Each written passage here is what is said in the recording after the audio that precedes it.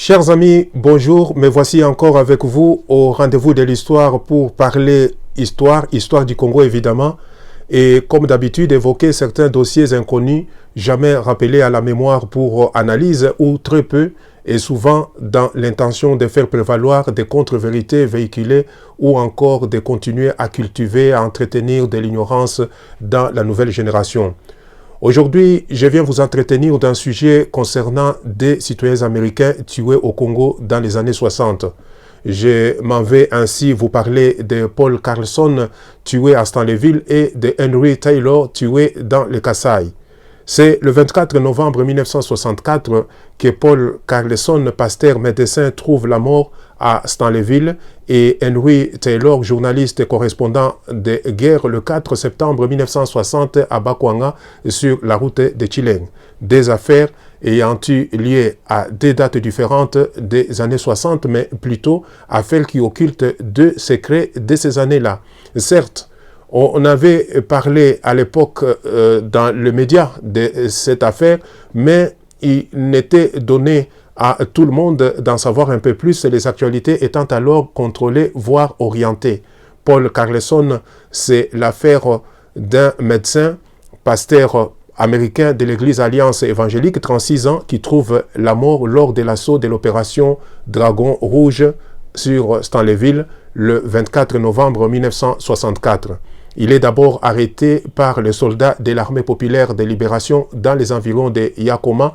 Les soldats les soupçonnent d'espionnage à cause de l'émetteur en sa possession, émetteur à l'aide duquel il communique avec son pays d'origine, les États-Unis, et aussi avec sa famille. Transféré par la suite à la prison de Stanleyville, il est pour finir logé à l'hôtel comme les autres expatriés placés sous surveillance. Christophe Bouigné lui donne la possibilité de rester en contact avec sa famille, d'abord pour démentir le premier rumeur de sa mort et continuer à donner de ses nouvelles. Le 23 novembre 1964, la veille de l'opération Dragon Rouge, Dr Paul Carlson, que le Congolais appelait Monganga Paul, rassure sa femme d'être sous la bonne protection de Christophe Bouigné, qu'il ne court aucun risque pour sa vie, faisant état par ailleurs de sa bonne santé. Le 24 novembre, alors que les autorités de la République populaire de Stanleyville attendent la Croix-Rouge dont l'arrivée a été négociée et annoncée par l'intermédiaire du président kenyan Jomo Kenyatta, c'est plutôt une attaque de grande envergure qui survient contre toute attente. L'annonce de l'arrivée de la Croix-Rouge est donc une diversion bien réussie que les dirigeants kenyans ne peuvent comprendre au regard de toutes les négociations entamées en vue d'une sortie de crise. C'est une diversion qui permet à la Belgique et aux États-Unis de déclencher avec une rare surprise une expédition militaire baptisée Dragon Rouge, appuyée par les ex-gendarmes katangais rappelés de l'Angola, le mercenaire recruté partout, même dans des milliers nazis. Et je n'ai pas oublié de mentionner dans cette épopée le renfort des bombardiers pilotés par les opposants cubains à Fidel Castro. Cette opération déclenchée à grand renfort de cette machine de guerre a lieu le 24 novembre 1964 à l'aube précisément à partir de 4 heures du matin. Et c'est au cours de cette opération que Dr Paul Carlson est tué. Du coup, le président de la République populaire de Stanleyville, Christophe Bouigné, est indexé, tenu pour responsable, rien que pour avoir déclaré que si les Américains osaient bombarder Stanleyville, on fabriquerait le fétiche avec le cœur de leurs expatriés sous surveillance. C'est là un trait d'une guerre psychologique qui ne restera qu'une déclaration sans passage à l'acte. Les autres accusateurs lui imputent la responsabilité d'avoir ordonné l'exécution de Paul Carlson sur la place du monument Patrice Lumumba à Stanleyville, ce qui n'est historiquement pas établi puisqu'au moment de l'assaut, Christophe Bouigné se trouve géographiquement à la cité, loin du théâtre des affrontements où Monganga Paul trouve la mort. Avec l'enflure de la spéculation, un journaliste est allé jusqu'à situer les lieux du martyre du docteur Paul Carlesson à Léopoldville. Dans l'entretemps, et de l'autre côté, c'est la famille de Paul Carlesson qui cherche à tout prix à savoir ce qui était réellement arrivé à Paul Carlesson le 24 novembre 1964 à Stanleyville. Cette famille n'est sans détenir une part de vérité ou sa vérité, comme on pourra le constater dans la suite de l'exposé. Loïs Carlesson, veuve du fait docteur Paul Carlesson, le frère de son défunt époux, passeront un court séjour au Congo en 1966 à la recherche des pièces en vue de reconstituer le puzzle de la vérité. Et ce ne sera pas l'unique voyage au Congo. Quelque temps après l'arrivée de Laurent Désiré Kabila au pouvoir, c'est encore la veuve Carlesson, Loïs Carlesson, infatigable par amour pour son défunt époux et pour la vérité, accompagnée cette fois-ci de ses deux enfants, arrive à Kinshasa pour rencontrer Christophe Bouigné et élucider les circonstances de cette mort. Au terme de leurs entretiens, la veuve déclare être venue confirmer ce qu'elle savait déjà. Elle vient ainsi de trouver auprès de Christophe Bouigné de quoi confirmer sa vérité longtemps en sa possession. Et c'est à cette occasion qu'elle offre à Christophe Bouigné une montre de grande valeur à titre de cadeau. Il appartient à chacune et chacun d'entre nous d'interpréter ces gestes et d'en tirer des conséquences ou de se forger une opinion personnelle. Pour ma part, je trouve ces gestes on ne peut plus significatifs. Et c'est le moins que je puisse en dire, et vous en conviendriez avec moi, que Loïs Carlesson, veuve Carlesson, n'aurait pas pu poser un tel geste, offrir un cadeau de si grande valeur à Christophe Bouigné si elle avait tenu ses chefs révolutionnaires pour assassins de son époux.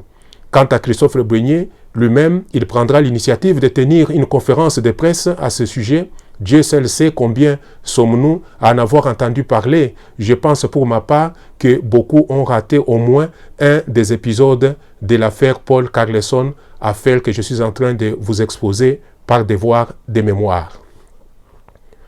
Beaucoup sont restés prisonniers de la propagande qui avait été orchestrée contre Christophe Bouigné, les traitant de tout. Mais Christophe Bouigné n'est pas un va-t-en-guerre. Il privilégie alors, dans son agenda politique, la réconciliation et une solution politique au dénouement de la crise politique des années 60. C'est ainsi qu'il revient à Léopoldville après le gouvernement de Stanleyville d'Antoine Kizenga pour prendre part au conclave de l'Ovanium de 1961. Qu'il accepte avant la guerre de Stanleyville de répondre à l'invitation de Paul-Henri Spaak, ministre belge des Affaires étrangères, pour des négociations secrètes à Bouillon et à Bruxelles. Qu'il envoie des émissaires auprès de Moïse Tshombe, exilé à Madrid. Qu'il fait recours à l'arbitrage des dirigeants africains. Qu'il rencontre même à Bujumbura Léry Devlin, chef de la CIA, à un poste à Léopoldville, venu plaider pour la vie de ses compatriotes. Partout, il préconise le retour à la légitimité du pouvoir issu des élections de mai 1960 ou la convocation anticipée des élections pour permettre au peuple congolais souverain primaire de trancher. Mais ses interlocuteurs n'ont alors qu'une seule et unique option, la guerre qu'on aurait pu éviter. Voilà qui vient clore l'affaire Paul Carlesson dans mon exposé d'aujourd'hui, affaire qui n'est pas l'unique affaire dans le genre. Une autre affaire a lieu bien avant celle de Paul Carlesson. Affaire Henry Taylor, appelé Henry, jeune homme de 31 ans, fils unique d'un diplomate américain à Berne, correspondant de presse. Il venait d'assurer, avant de séjourner au Congo, une couverture médiatique au procès à Moscou de Francis Gary Powers, pilote de la CIA capturé alors qu'il effectuait une mission de reconnaissance par U-2 au-dessus du territoire soviétique en mai 1960. Henry Taylor trouve la mort à 28 km entre Tshilenge et Bakwanga dans l'affrontement entre l'armée d'Albert Kalonji et l'armée nationale congolaise sous la conduite du colonel Mobutu, chef d'état-major. Il est tué par la rafale d'une mitrailleuse. Son corps sera ramené à Léopoldville via Louloabourg. Cependant, les États-Unis se réservent d'ébruiter la mort de ces journalistes partis en reporter dans le Kasaï, d'où venaient les nouvelles alarmantes des massacres. Même Albert Kalonji, ex-président de l'État autonome du Sud Kasaï, ne fait aucune mention de cette affaire dans ses mémoires. Et les États-Unis, pour revenir à eux, semblent avoir depuis choisi de ne parler à l'unisson que des massacres de Bakwanga pour diaboliser Lumumba, et c'est pour leurs intérêts au Congo et dans le Kasaï en particulier. Mobutu, chef d'état-major, et leurs hommes à protéger. C'est ainsi qu'à l'annonce de la mort de Henry Taylor par l'ONU qui tient ses contingents de casques bleus tunisiens à Bakwanga et à Luluabu, l'ambassadeur des États-Unis, Timberlake, demande aux journalistes d'observer l'embargo, mais les journalistes finiront par publier des articles sur la disparition et des photos, des reportages. Tout laisse à croire, et c'est jusqu'à preuve du contraire, que le silence des États-Unis, le silence des autorités officielles des États-Unis dénote un désintérêt, en tout cas pas pour raison d'enquête secrète, puisque la vérité n'est alors un secret pour la presse ni pour les chancelleries. Et c'est d'autant plus que les témoins crédibles de ces tragiques événements étaient en train d'écrire des articles, livrer des témoignages et publier des photos. Et ce sont des témoins crédibles, car au moment où Henry Taylor tombe mortellement atteint par une rafale de mitrailleuses, il y a d'autres journalistes sur place, notamment André Lefebvre de Paris Match, Christian Depenou d'Agence France Presse et Jeanne Manoni du Monde. Voici la photo de Henry Taylor au milieu de 2 soldats de l'armée nationale congolaise à quelques minutes près de sa mort. Notez que Henry Taylor et les journalistes détenant des autorisations de faire le reportage se trouvent dans le cortège des soldats de l'ANC en opération. Et là, il est sorti de la voiture pour suivre les pourparlers entre les soldats d'Albert Kalonji et ceux de l'ANC. Ces derniers demanda aux soldats de déposer leurs flèches, armes de fabrication locale et armes modernes en leur possession. Ces 2 soldats que vous voyez sont ces interprètes. Il y a une photo où un de ces soldats est blessé et les autres assurant la protection des journalistes restés à l'intérieur de la voiture avec Henry Taylor gisant à terre. C'est une photo que j'ai décidé de ne pas montrer, et même celle du docteur Paul Carleson à terre. Chers amis, je m'en vais souligner pour finir que Paul Carleson et Henry Taylor me semblent des affaires dont vous n'avez jamais entendu parler, bien qu'il y ait été de ces années ou des années après, peu importe l'hypothèse de votre âge ou intérêt, au regard de ces 2 affaires, ce qui importerait aujourd'hui, c'est plutôt de se rappeler qu'il a toujours existé dans une guerre des ombres, des silences et des non-dits qu'il faut savoir décrypter pour parvenir à la vérité ou pour se forger une opinion personnelle. Il est très prudent de ne pas se fier aux premiers sons des cloches retentissants. Ils peuvent être trompeurs. C'est là la morale que nous pouvons en tirer aujourd'hui. Sur ce, je vous dis merci et encore merci de m'avoir suivi et à très bientôt.